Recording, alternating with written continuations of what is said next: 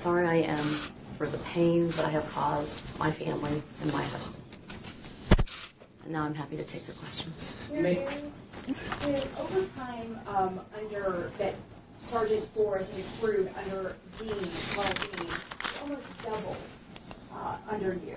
Is that all from business-related travel? How did it nearly double? So as I said, when I came into office, I set a very aggressive schedule because I wanted to be out in the community and be with people and be at events. And I'm happy to share, I think we've already disclosed all of the records for my schedule, and I think you will see that that lines right up with the overtime because we were out busy working. Mayor, last week you announced a proposal to cut millions of dollars to Metro departments, dipping into a city savings account, and instituting a hiring freeze to save Nashville General Hospital. You're also asking Metro taxpayers to give up more of their money to pay for the proposed transit plan. So can you understand why some may be watching tonight thinking that it's hypocritical of you to be asking Metro departments and Metro taxpayers to be giving up more money while you're spending time with someone who's on the city payroll that you're having an affair with? What I did was wrong. I should not have had an affair. I would have had the security detail with me as part of my mayor responsibilities, regardless of who that person was, but I should not have had that affair. Was it possible that you could have, if once the affair started, maybe relieve him of his duties or ask him to resign because you caused yourself so much problems by having this affair while he was still on duty? I mean, you understand now all these normal things like a trip to blank now get scrutiny like it'll never get before. Every single trip, every meal, every hotel bill. It was wrong, and I should have gone to the chief, and I should have said what was happening, and I should have made a better decision about that. But everything that Sergeant Forrest did in the course of his responsibility to be my detail was business-related. Mayor, when did it start and how was it started? It started several months after I came into my administration. How was it discovered? The conversations between our spouses and some personal conversations, I think that I would rather leave those to be conversations that he's having with his spouse and the healing that I need to do with mine. Can you say when it ended? Yes, it's over. Can you say when? Yes, it's over. When did it end? It's over. How did it end? It ended with saying it's over. Why come forward now, not a week ago, not a month ago, earlier on? I think as a public official and with the conversations that were starting to swirl, it was clear that our personal lives were going to become public, and we had made a serious mistake, and we needed to step up, and we needed to own it, and that's what I'm doing today. People who are your friends, I mean, allies, absolutely. People today were speculating that you were going to resign tonight, and then others said she's going to, like, try to weather this storm. Did you think about resigning over this? No. This is a very bad day, and I'm going to have several more bad days. But this is not my worst day, and I will tell you that I know the difference between a mistake, and I made a serious mistake. But this is not a tragedy. This is a mistake. What do you say to people who say that you should resign following this event? I will look forward to continuing to work for Nashvillians. We have an agenda in this office that is robust, and we have been focused on transit and housing and education, and we'll continue to do that.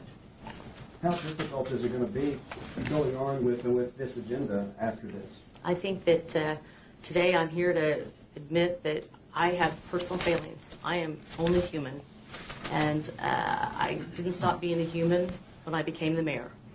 And I believe that as the mayor, I've been able to do a lot of really good things in this city with the Metro Council and with the people I work with, and I have disappointed them terribly. And that is my biggest sadness today. Mayor, you're anticipating an investigation, of course, because that's when something like this happens and money's involved. What are your thoughts on that, and how open are you going to be about being investigated? We will give any records over to anybody that would like them, transparency in any investigation. You mentioned conversations swirling that your private life was about to become public. Do you think, had those conversations not surfaced, that this relationship would be continuing today? No. How are you and your husband today? Is he forgiving you?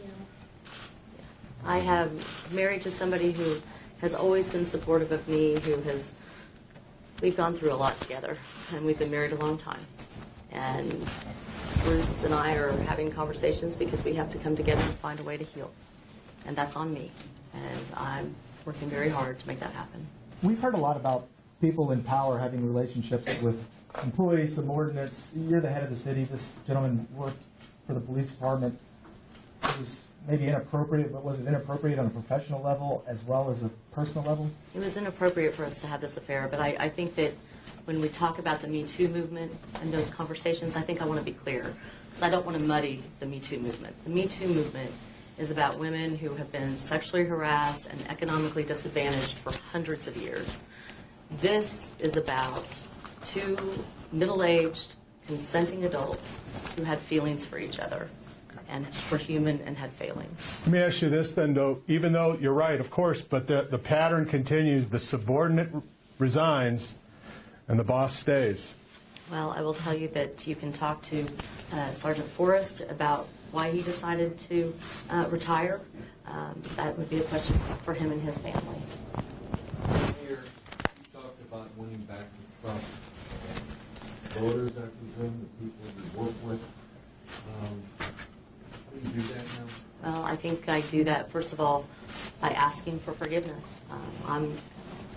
I'm deeply sorry, and I made a mistake. And I am human, and I have human failings. As I said, I didn't stop being human when I became the mayor. And I deeply regret this. And my hope is that as we continue to do the good work of the city, that the Nashvillians who have always expected me to do what's best for our city will continue to have that expectation. And Robert, of course, he resigned kind of like for behavior unbecoming an officer. Aren't you claiming a women's privilege here by not taking responsibility and not doing a stand-up thing and resigning? Actually, he didn't. He retired. Well, that's equivalent. Aren't you giving women rights a bad smell here because you're not doing what a man would be expected to do in your position? I think I'm going to go back and say this again. This is a consensual relationship between two middle-aged people who had feelings for each other. And what we did was wrong. I'm not running away from that. But this is not the Me Too movement. This is not about sexually harassing and economically disadvantaging women, which is what that's about. But if the roles were reversed, wouldn't we all be clamoring for him to resign? I'm not going to deal with hypotheticals. I'm going to talk about my specific issue, and I was wrong. So my question again is, aren't you doing a double standard here? Aren't you claiming a right, an extra right for women who can do stuff and be forgiven, if you want to use those words, but essentially not being held responsible, whereas a man would? I'm being held responsible. I'm right here, right now, asking for forgiveness and taking full responsibility for exactly what I did. Mayor, have you talked to the police chief? Yes. I informed the police chief of this. He had no idea, and we had a frank conversation about that. It was my understanding the chief was originally going to be here. Do you have any knowledge of that, or why? I don't. I don't. Mayor Barry, did any of your staff know about this before today? No. I mean, they'd know over the last couple of days because I've told them, but they didn't know before. Some council members I've spoken to that may look into this as a body regarding suspension of 18 travel. Are you comfortable with that? I mean, are you comfortable with an investigation from other people? Absolutely. Our records are available for anybody to look at, and absolutely. Did you want to restate? Very important. Are you saying nothing at all illegal happened during the course of this relationship at all on any level? Absolutely. There were no policies that were violated. There was nothing illegal happened. The The records will absolutely show that the expenses matched with the overtime expected, but I welcome anybody to take a look at that. And did you personally figure overtime? How was that? That was all through the police department. Can you tell us about your new head of security? Sure. Yes, I have a new head of security, and his name is Chris West. When you say on these various trips that were all conducted for city business, can you say that all the conduct was city business there, or was the relationship you had with Sergeant Forrest, was some of that on play during these trips? I've had an affair with Sergeant Forrest over the last